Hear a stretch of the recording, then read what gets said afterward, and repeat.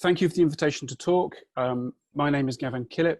My history and involvement with the retrofit debates, I think I've been researching it now for at least 15 years. I did my PhD basically based on interviews with builders on the ground.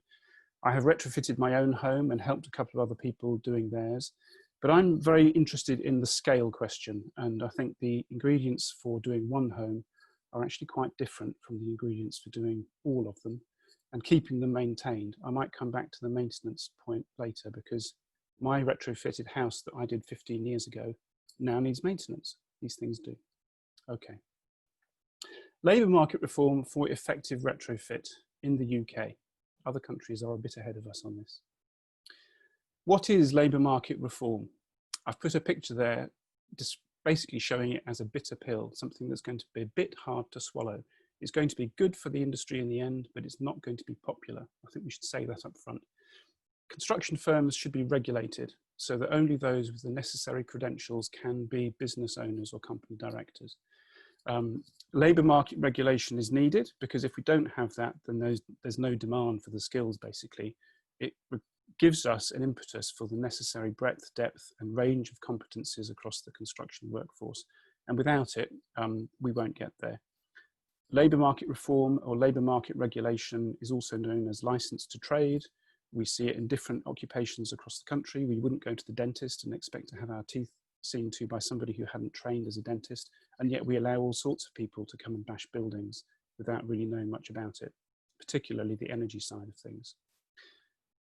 If we are serious about it and we go down this route of labour market reform, then it requires a much closer alignment of policy. So we're not just talking about energy, and we're not actually just talking about industrial strategy. We're also talking about education, and particularly vocational education and training in further education colleges. It is inevitably going to be complicated. It's going to be contested. It's not always going to be popular, and it's going to be messy. I think we should say that up front. It's not a quick fix or a silver bullet. It's something that's going to require concerted effort over time. So why do we need it at all? I would argue that in the UK, we have a currently broken system for skills training in construction. I've spent a bit of time reading around in the construction management literature, not to do with energy, but there's some really interesting insights, actually going back 20 years in some cases. So there's a quote from Dainty: "Responsibility for learning is passed down to the individual worker, who is least likely to have information, resources or inclination to embark on a lengthy training program." Think about that. If it's just down to the individual to do the training, then we're not going to get the structural change that we need. There's another paper by Belling and Harvey, which talks about the existing low skills equilibrium in construction as a version of degenerative competition. And some of the effects of that degenerative competition, a kind of race to the bottom, are there's reduced tax income to the state, total failure to invest in skills, poor productivity across the board, and a culture in the industry which is kind of anti-innovation. So that doesn't help. On the right, you've got this circular diagram. I'm not going to read out every bit of it, but you've got a number of things which kind of basically make a vicious circle. So there's a shortage of skills starting at the kind of 2 o'clock position. That constrains people's capacity to expand into markets. Proportions of people with skills goes down. People who can get some skills might actually then leave the sector, leaving the least skilled ones in there. You end up with very little demand for training, very little demand for the workforce to upskill and invest in their future. More and more people in the sector, the percentages are underskilled or don't have the necessary skills, and you end up just perpetuating what has been called this low skills trap or low skills equilibrium. And I think people sort of know that this is true of the construction industry, but often in these debates about low carbon and retrofit, it gets sort of ignored. And I think it's really important to be honest about the current state of play. The other thing to say about skills is that we tend to focus on supply of skills to the exclusion of all else, and that is a mistake. So there's several things going on. If we only provide a supply of new skill, then we end up, if you look on the right-hand side, you end up with a high level of skill supply, but a low demand for skills. And you basically have overqualification. If we put lots and lots of retrofit qualified people into the market, they would be overqualified because there's no demand for that at the moment. What we actually have is two possible states of equilibrium. The low skills equilibrium, which is the one we currently have, where there's low levels of skill and low demand for skilled work, or we have a professional approach where there is much higher level of skill supply and also high demand for skills. And I think if you look at that diagram on the right, we basically need to go from the bottom left to the top right. Any of the other options will end up with dysfunctional markets. And in fact, the overqualification issue, basically people can see that it's not worth investing in skills because it doesn't give them an advantage in the job market. And then the final thing is use of skills is important. Just because somebody has done training doesn't mean that their skills will be used in practice. And effective use of skills is important for all sorts of things. Building and performance is one, occupant satisfaction is another. It's actually also important for economic productivity generally. I'm not going to labour the point, but there are lots of issues around the way that construction works and the way it's structured that lead it to be a low productive sector.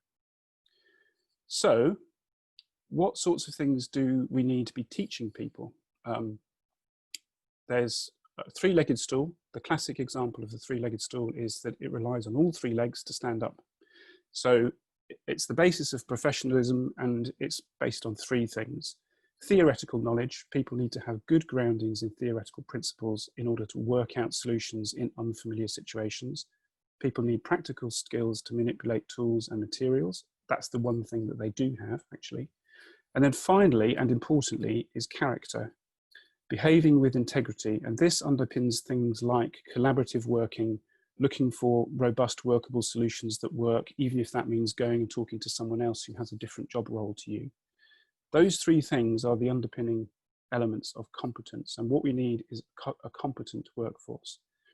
And as I've said, the important gaps are the theoretical knowledge and the character education. The practical manual skills are pretty much there, but it's the other things that are missing. And the skills question is not on its own. The issue of competence is a bundle of personal attributes, but actually on that on its own won't be enough. Those personal attributes also need to be reflected in things like employment contracts. So the system attributes need to reflect the move to competence. Vocational education and training in UK construction, this is a very quick run through, but it's basically got low take up. It's based on voluntarism. The courses tend to be too short. They're too narrowly focused. Trades specialise very early. So we have courses for carpenters, but we don't have courses for what is a building. People don't learn about buildings as integrated systems, nor do they learn about the industry that they're joining. There's too little on technical knowledge, and there is too little on character education, which is about behaving with integrity. And actually, therefore, that vocational education and training system not only reflects the fragmentation of the industry, but it actually reproduces it as well.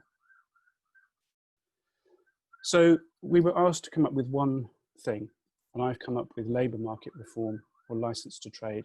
But I'm going to argue that although it's important, it is of course necessary but not sufficient. Labour market reform would underpin lots and lots of other aspects of retrofit. So people might want to talk about building passports, but those are only going to be as good as the people who filled them in. Reducing design performance gaps is linked to this issue about technical competence. If we have a competent workforce, then we're more likely to see more of the new business models being developed and reproduced across the country. LMR will underpin good quality integrated design, attention to detailing, and equip the industry and the workforce to actually be more innovative. And it will lead to customer satisfaction and trust going up. I'm sure of all the people in the audience of this webinar, you can think of many others. But imagine if we had a professional workforce with the proper training. It would lead to all sorts of positive things. Thank you very much.